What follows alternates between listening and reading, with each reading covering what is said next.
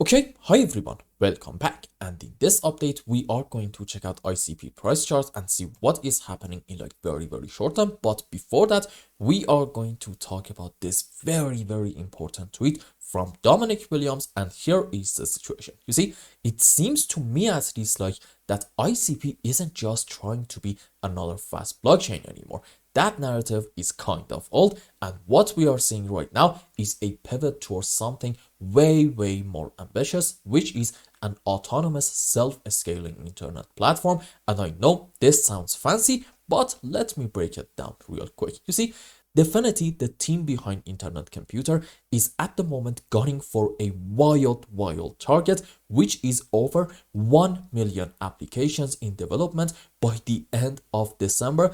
In other words, before 2026, and that is not just a vanity metric. You see, if they pull it off, it is going to, in my view at least, trigger a network effect that is hard to ignore. Every new app means more and more developers, and that will translate to more users, more integrations, and when those things start feeding into each other, adoption doesn't just grow, it absolutely snowballs. Now, here is where it gets kind of interesting technically. You see, for those of you who are new viewers, you should note that these apps are not hosted on AWS or some centralized cloud server. No, they live entirely on chain, and they are built with something called Caffeine AI, which is a tool that lets you spin up applications just by typing prompts. Literally, you write a sentence and boom, you got a tamper-proof application running on the Internet Computer. And this isn't just cool, it is absolutely disruptive. Why?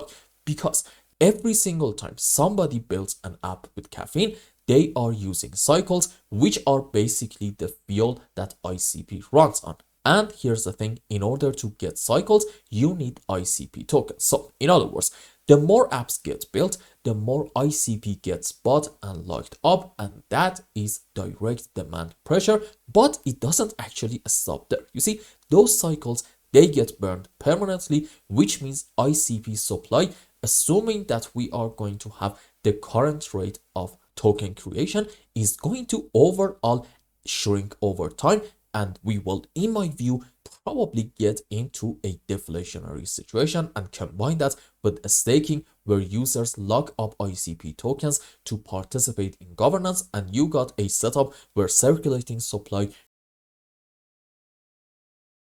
just increasingly keeps tightening while usage keeps climbing at the same time.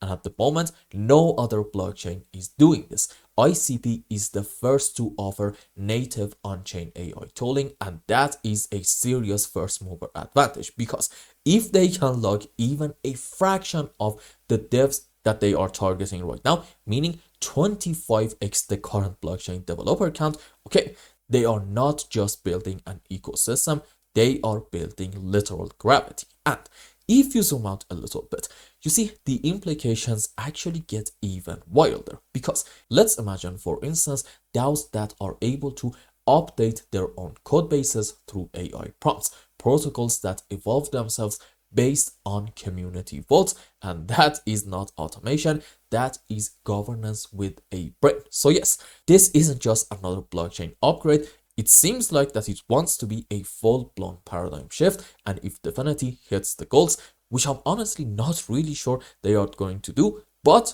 if they manage it, okay, ICP at that point is going to become the backbone of self-writing, self-scaling internet, and that is the kind of narrative that doesn't just attract users, it attracts capital. So this, my friends, is why I am so bullish, and I'll be honest with you, even I didn't expect this insane target from Definity and Dominic Williams before the end of 2025. To me, this is absolutely bizarre, but let's assume that they know better than us, and with all the analysis that they have done, they managed to come up with this number, which will be awesome if they hit their goal. So overall, in terms of fundamentals, great, we are looking fantastic and bullish. Now, what is going on in terms of technical on the other hand? You see, in the short term in ICP, we are still just continuing to go down slowly but surely, but overall, I do not believe that we are having a whole lot to be worried about. Why is that?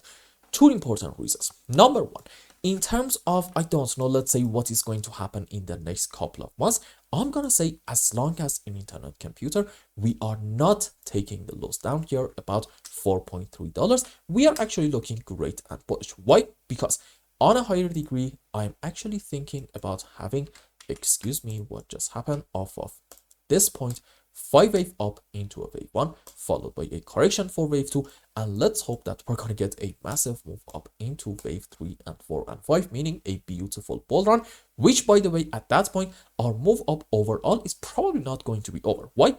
Because I'm thinking that on a higher degree, maybe, we are going to have something like this. This is starting from the lowest low in the long term, about $2.5, 5 up into 1, correction for wave 2, and what's next? A very strong move up into wave 3 and 4 and 5, and just into our wave 3, I expect ICP to take the highest high in this region for the first target, about $20. But if this count is happening, I believe we are going to go quite a bit higher than that. Why is that? Because in terms of Elios waves, wave 3 is known to be quite a strong and sharp move on the upside. And if we are going to do that, then okay, there's simply no reason to stop by taking the highs in here. We are probably going to go much higher. For example, a $50 to $60 ICP, especially with the launch of Caffeine AI. I don't really believe that it's going to be like that much of an unrealistic target, especially if we manage to get into a deflationary environment, meaning the supply as we go forward is going to just shrink more and more, which will be awesome. And at the same time, let's say we are going to have an alt season, and also demand on the other hand is going to show up. Well, okay, that is a recipe for a magnificent move on the upside, not just in ICP, but probably in every single other altcoin. So overall, we are looking great. Do not get that twisted. However, what is going on in like very short term can be a little bit off for the base. And here is what is happening right in here. You see, in my view, there's actually a chance that in internet computer, we may end up having like wave 1, correction for 2, and then another move up into wave 3, 4, 5. And since if you want to be bullish in terms of Elios waves, you need to be able to find 5 waves off of the lowest low, you might say, well, okay, this is actually a great sign. However, I'm going to argue at that point, you need to be a bit patient and careful. Why is that? Let's just check the previous move right in here. If we are able to find in this face down a 5 wave, okay, you know what? Having this impulse on the upside in ICP can be really an optimistic sign. And are you going to, in the interest of that, argue this is 1, 2, 3, 4, 5? Here's the thing. By the looks of it, it seems like this scenario can happen, especially because we really do not have overlapping of the waves between our wave 2 and 4. So you might think, well, okay, this is an impulsive structure. And like we said that earlier, if we get an impulse off of the lows, it can be definitely an optimistic sign. However, here is a very important point, and I need you to pay full attention to what I'm about to say. You see, in any kind of 5 wave, wave 3 should not be the smallest wave. This is a huge no-no in Elios waves, and based on that, let's just at the beginning put our chart on regular scale, because there is simply no measuring waves on logarithmic. That's just not a thing. And then measure the length of our wave 5 and compare it to wave 3. Is it bigger than wave 3? Absolutely. What about our wave 1? Let's just measure it from here to about the lows and compare it to our supposedly wave 3. As you can see, wave 1 also by a very clear margin is bigger than wave 3, meaning what? Wave 3 in here is the smallest wave, which earlier we said it is a no-no in Elios wave. So what is it that I'm trying to tell you?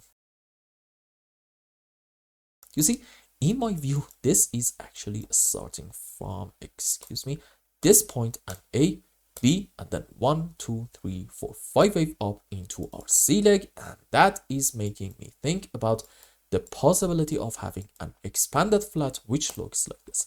This is our initial move up into a correction for wave B, which in it we're gonna take this initial low and then a strong move up into wave C, and in it, as you can see, we are absolutely going to take the height of our wave A. And in terms of the sub waves, okay, ABC into A, ABC, or maybe WXY. In my opinion, it's not really going to matter a whole lot. And then a 5-wave up into wave C. And as you can see, what do we have in this area off of the lowest low? A 5-wave, which might trick you into believing that the bottom is actually N. But pay attention, this might be part of a correction structure overall, and I believe if we get a 5 up in ICP, that scenario might be in play, meaning we may have an ABC expanded flat, and what's next? Well, probably another move on the downside. Now, do we have some more interesting signs which based on them we can say maybe we are going to have a move down or not? The answer is yes.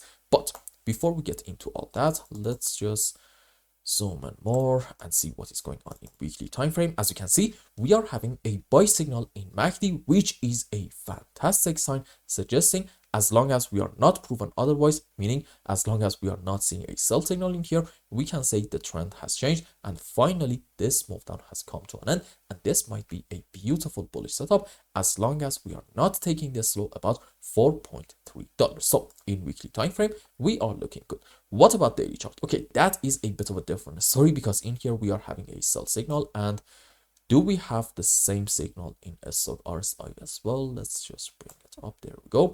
Unfortunately, so far, yes. However, in a stock RSI, as you can see, number one, we are around the oversold area, and that can be, I guess, a good sign suggesting bears are running out of steam. And number two, it seems like that we want to get a buy signal in here. However, this isn't at the moment confirmed yet. You need to be a bit patient and wait until the current daily candle closes. And at that point, if you still have this thing, fair enough, it is going to suggest maybe probably by the next couple of days, we are going to get a move up.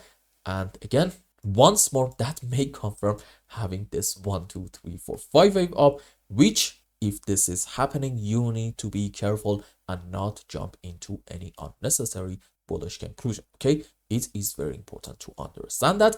And the real sign that you need to pay very much attention to it comes down to MACD in H4 time frame, which we also talked about this thing in the previous update as well. You see, what is happening in here?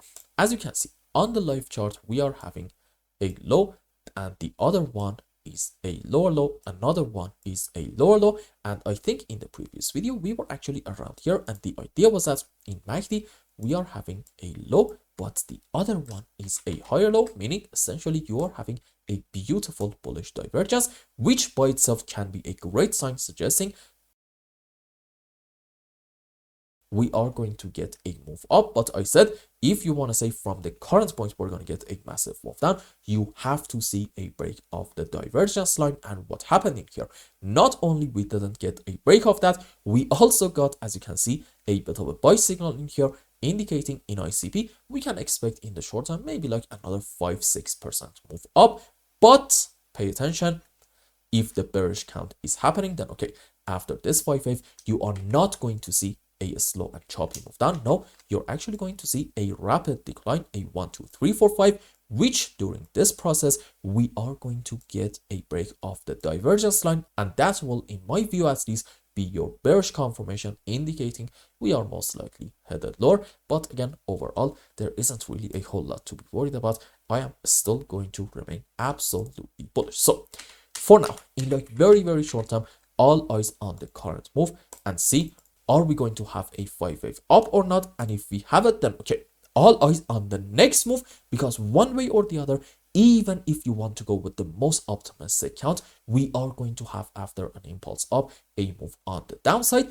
But the move itself, number one, is not tradable. Number two, is not even that important. What really matters is the shape of that move. And in case that we get a very slow move down, which between our pullbacks, you're just constantly able to identify overlapping of the waves, you know what? Great sign. Maybe the final low is already here. On the other hand, if instead of a slow move, you see a 1, 2, 3, 4, 5, a very strong move down without a lot of overlapping of the waves, that is going to be a bad sign. And at that point, all eyes on that bullish divergence line, which in case we break it, it will probably confirm that we are going to see a rapid decline in internet computers. So I hope I explained everything well and you understood what is going on in ICP. Anyway, if you found any value in my content, I would really appreciate if you like this video and consider subscribing to my channel and follow me on Twitter. And if you want more, maybe you want a complete analysis for your own specific crypto, or maybe you want to learn some decent TA in order to be able to make good money in the markets, you can become a member and ask me anything you want.